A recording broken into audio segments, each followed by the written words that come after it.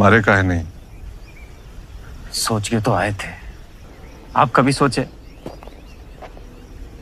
हमको मारने का? बाप कभी बेटों को मारने का नहीं सोचते मुन्ना।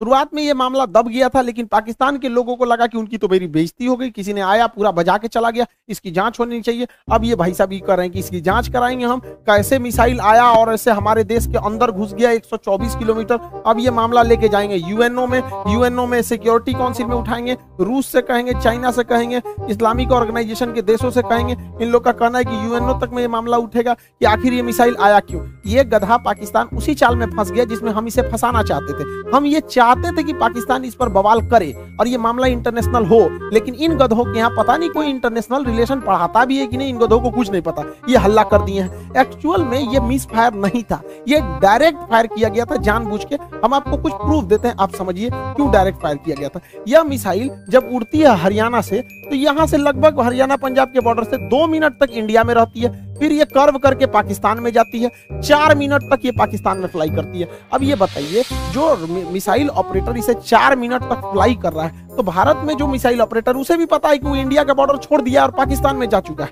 तो पहला बात कि जब वो 4 मिनट तक दुश्मन की टेरिटरी में घुसा कैसे, ये इंडिया वाले को तो पहले से पता था।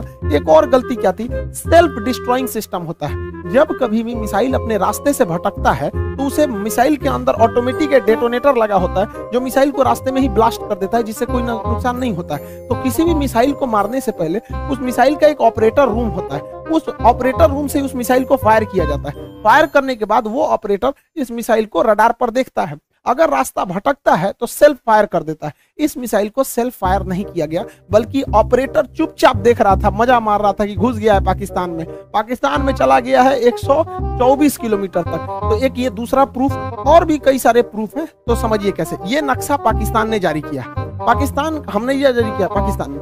इसमें जो तीर का निशान है, ये दिखा रहा है मिसाइल किस तरह आया और कैसे ये यहाँ से जाकर यहाँ मियाँ चन्नू पे जाके गिर गया। यहाँ पर देखिए कैसे मिसाइल ने सबसे पहले अपने से अगर मिस फायर होगा तो सीधे जाएगा, अपने से मिस फायर होगा तो सीधे।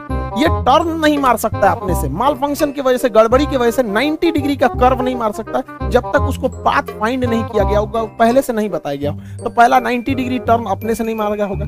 दूसरा, इस मिसाइल में कोऑर्डिनेशन फिक्स था। किसी भी मिसाइल को मारने से पहले उसका जीपीएस लोकेशन कोऑर्डिनेशन फिक्स किया जाता है कि यहीं पर जाना है, लेकिन इसमें कोई बारूद नहीं था। देखिए अमूमन यही होता है कि पहले उसमें बारूद यानी वारहेड भरा जाता है, पहले उसमें वारहेड भरा जाता है, तो इसमें वारहेड था नहीं।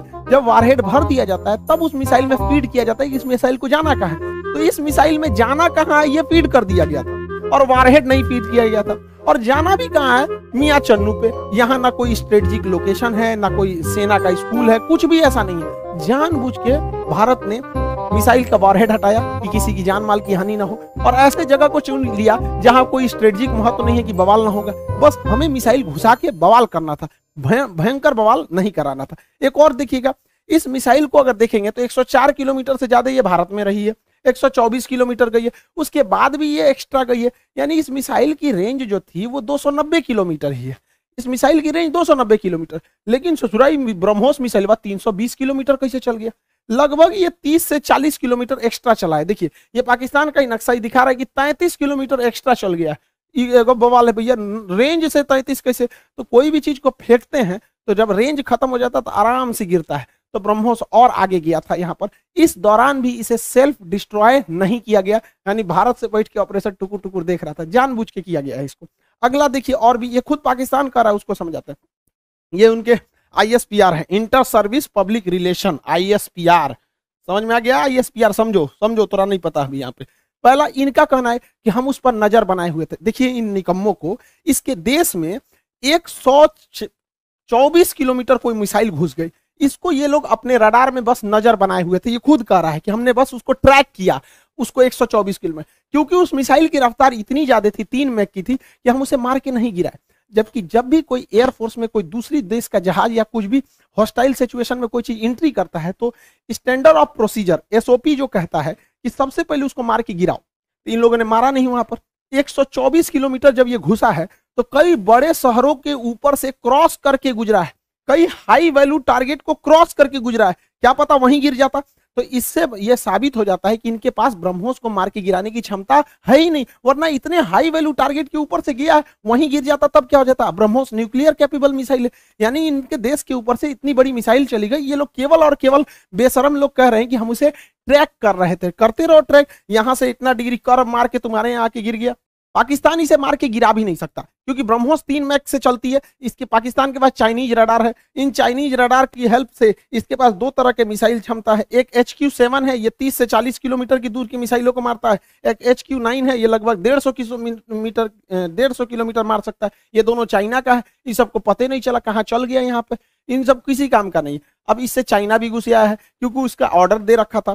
चाइना पूरी दुनिया को ऑर्डर दिया था कि भैया हमारा HQ-9 डिफेंस सिस्टम बहुत अच्छा है, ले लो। अब पूरी दुनिया ने उसको ऑर्डर कैंसिल कर दिया कि सोचा तोरा कोने काम का मिसाइल है। भारत का ब्रह्मोस घुस गया है वहां पर, अब ये घुस आया है पाकिस्तान के ऊपर कि सोचा, तो पाकिस्तान इसको कह रहा है तोरा मिसाइल फायर नहीं हुआ तो हम क्या करें। अब फिलीपीन ने ऑर्डर दे दिया था ब्रह्मोस को, अब वियतनाम भी कह रहा है हमको भी चाहिए, इंडोनेशिया कह रहा है हमको भी चाहिए, ताइवान कह रहा है हमको भी चाहिए। अब ब्रह्मोस एकदम जबरदस्त है यहाँ पर।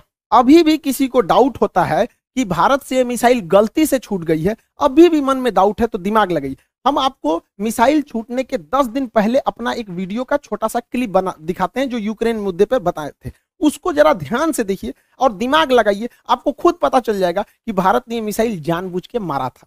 इस दुविधा में हम लोग हैं कि अमेरिका का साथ दें कि रूस का साथ दें। इसके लिए सबसे अच्छा रास्ता क्या होता है समझिए। मान के चलिए हमारे 2 बहुत करीबी आदमी हैं, उन दोनों का बियाह पड़ गया, वो कह रहा है कि हमरे बियाह में आना, वो कह रहा है हमरे बियाह में जाएगा, तो भैया हम एक में जाएंगे तो दूसरा से संबंध खराब हो जाएगा। एक काम करते हैं, कोई दिन हम अपने बियाह कर लेते हैं, बातें खत्म हो जाएगा, भैया हम अपने बियाह में बिजी थे। इसी वजह से सबसे अच्छा तरीका है, ना हम रूस के फेवर में जाएंगे और ना ही हम अमेरिका के फेवर में जाएंगे। सबसे अच्छा तरीका है, मोदी जी को अपनी सेना को बोलिए कि गलवान घाटी में 2 किलोमीटर आगे घुस जाए। गलवान घाटी में जैसे 2 किलोमीटर आगे घुसेगी, लड़ाई तो करना नहीं है, उलझा के रखना है। 2 किलोमीटर जहां आगे घुसेगी उधर से चाइना वाले घुस जाएंगे, फिर वैसे ही स्टैंड ऑफ हो जाएगा। 2-3 महीना चलेगा, अमेरिका कहेगा हे बोलना रे रूस को, हम कुछ जी करें, हम तो खुदे लड़ रहे हैं चाइना से यहाँ पे, तो हमला दोनों शांत के शांत रहेगा। आपको क्या लगता है, भारत को इधर उलझा देना चाहिए कि नहीं देना चाहिए? वरना आप मना करेंगे तो कोई ना कोई देश इस तरह से आपको कहेगा कि भैया हमारा साथ दो, उससे अच्छा हम खुद उलझे हुए हैं, बातें खत्म। अब समझ में आ गया, हम लोगों को इस इंटरनेशनल कचड़ा में नहीं पड़ना था कि रूस का साथ दे, कि यूक्रेन का दे, कि नाटो का, कि अमेरिका का। इसलिए हम खुद बोले थे कि भारत को कहीं ना कहीं हमला कर देना चाहिए, ताकि हम लोग खुद ही इंटरनेशनल प्रेशर से बच जाएं। आज पूरी दुनिया नहीं कर रही है कि आप हमें जेलेंस्की का साथ दीजिए, नाटो का साथ दीजिए, कुछ नहीं कर रहा है। अब हम लोग यूक्रेन मारने से हट गए हैं, क्योंकि पाकिस्तान इसे इंटरनेशनलाइजेशन कर रहा है और हम लोग बच गए यहाँ पे। मोदी जी कभी कभी मेरी बात मान लेते हैं, कभी कभी, लेकिन कभी कभी बहुत बवाल के बाद मानते हैं। अभी देखिए पिछली बार रेलवे में पूरा बवाल हुआ, तब जाके उन्होंने अपना नोटिफिकेशन जारी किया, उसमें भी 2-4% इधर उधर करिए दिए हैं वहां पर भी रेलवे वाले में। और एयरफोर्स की वैकेंसी अभी रिजल्ट अभी तक रोक के रखे हैं। भैया ये एयरफोर्स वाले हैं, इन लोग को पढ़ा हम लोग बैठे हुए हैं, भेजिए, उड़ाए सब जहाज, मारे सब यहाँ पर। कितना लोग को हम लोग रोक के रखे यहाँ पर, तो कम से कम एयरफोर्स की तो रिजल्ट क्लियर करना चाहिए। मान जाते हैं मोदी जी बतिया, जैसे हमला करने वाला कैसे बोले 10 दिन में मान गए यहाँ पर, तो कभी कभी मानते हैं, कभी कभी नहीं मानते। अब पाकिस्तान धमकी दे रहा है कि हम इस मिसाइल का रिवर्स इंजीनियरिंग कर देंगे। दूर बैल कहीं का रिवर्स इंजीनियरिंग करेगा। जब भारत ने इतना स्ट्रेटजी बना के मारा था, तो देखिए रिवर्स इंजीनियरिंग में जहाज का मेन चीज क्या होता है, उसका इंजन, पूरा इंजन तबाह हो गया, इंजन पूरी तरह तबाह हो गया। जो सीकर होता है, जो रडार होता है आगे, वो जहाज के अगवे लगा रहता है, वो थुथुर में पूरी तरह से उधिया गया है यहाँ पर। इसका जो सॉफ्टवेयर है, बिना सॉफ्टवेयर का जहाज उड़बे नहीं करता है, बिना सॉफ्टवेयर का मिसाइल नहीं उड़ सकता है, मोबाइल काम ही नहीं करता बिना सॉफ्टवेयर के। इनके सॉफ्टवेयर कहाँ है? तो अभी भी मिसाइल को देखिए, मिसाइल अपने से डिस्ट्रॉय नहीं हुई है, जानबूझ के इसे छोड़ा गया। तो पाकिस्तान कर रहा है, ये किस धातु का बना है ये हम पता कर लेंगे। रे ससुराल लोल, अगर तुम ये पता कर लेगा किस धातु का है, तो तुम अभी तक बना चुका रहता कि किस धातु का है। धातु पता करके बता, इंटरनेट पे मिलता है, हमरा से पूछ लियो, आके हमसे पूछ लियो। केमिस्ट्री में जब मेटलर्जी चैप्टर पढ़ाएंगे ना, धातु कर्म चैप्टर पढ़ाएंगे, धातु शोधन, सांद्रण, निस्तापन, भंजन, वहीं बता देंगे मेटलर्जी में तुमको। ब्रह्मोस का खोजेंगे, लोल कहीं का, कौन सी बचल है ब्रह्मोस में? कुछ नहीं मिलने वाला है। लेकिन हाँ, ये बवाल कहेगा हमने ब्रह्मोस का कॉपी बना लिया, अमेरिका के टॉमहॉक का हमने कॉपी किया था, हमने कॉपी बना लिया। ऐसा कुछ कॉपी नहीं बना पाएंगे, क्योंकि बहुत ही टफ इंजीनियरिंग होती है इसके अंदर। आपका आगे का जो रैमजेट इंजन है ये बर्बाद हो चुका है, फ्यूल सिस्टम बर्बाद हो चुका है, प्रोपल्सन सिस्टम बर्बाद हो चुका है, नेविगेशन सिस्टम बर्बाद हो चुका है। खाली खोपड़िया मिलेगा तो ये बना लेंगे मिसाइल। यहाँ पर गुलेल बनाना है, देख के बना लेंगे, लोल कहीं के यहाँ पर मिसाइल बना लेंगे। और तुम बना, भारत के पास पहले मिसाइल बनाने के बाद परीक्षण केंद्र जो था वो पोखरण में था, यहाँ परीक्षण करते थे, चांदीपुर में परीक्षण करते थे, व्हीलर द्वीप जिसका नाम कलाम द्वीप है उड़ीसा का, इसे करते थे। फिर नया जो था कर्नाटक के चित्रदुर्ग में परीक्षण करते थे। 4 जगह हम लोग का परीक्षण केंद्र था। अभी नया नया 5वां परीक्षण केंद्र खुल गया है पाकिस्तान। अब हम लोग हमेशा कभी कभी इधर परीक्षण करते रहेंगे ब्रह्मोस वगैरह का। और पाकिस्तान का नया सरदर जो है ब्रह्मोस जो है वो नेवी से तो मार ही सकता है, एयरफोर्स से मार ही सकता है, जमीन वाला तो अभी मार के गया है। इसका नया खतरनाक वर्जन ब्रह्मोस 2 आ रहा है जो 800 किलोमीटर मारेगा। यानी पाकिस्तान में बैठे बैठे पाकिस्तान हेल के, अफगानिस्तान है के कजाकिस्तान चल जाएगा वहां पर। ब्रह्मोस 2 आ रहा है, इसका बाप है ये ब्रह्मोस का। अभी इसी से नहीं लड़ पाए तो दादा आ रहा है। दूसरा ब्रह्मोस NG आ रहा है, बहुत हल्का रहेगा और बहुत दूर तक मारेगा। तो तुम ससुरे, एक तो तुम्हारे बाप के बस की बात है नहीं रिवर्स इंजीनियरिंग, क्योंकि बचा ही कहाँ है। अगर उस तरह से देखिएगा तो हम तो वियतनाम को, फिलीपीन को बेचे हैं, वही बना ले रिवर्स इंजीनियरिंग। रिवर्स इंजीनियरिंग इतना आसान है तो हम लोग राफेल खरीद के लाए हैं, नहीं बन जाएगा।